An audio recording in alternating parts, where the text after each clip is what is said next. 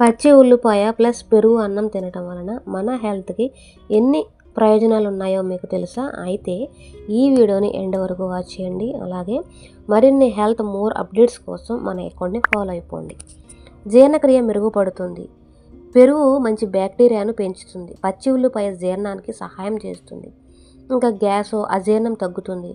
కడుపు ఉబ్బరం, గ్యాస్ సమస్యలు కొంతవరకు తగ్గుతాయి.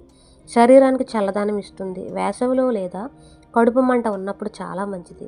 ఇంకా రోగ నిరోధక శక్తిని పెంచుతుంది.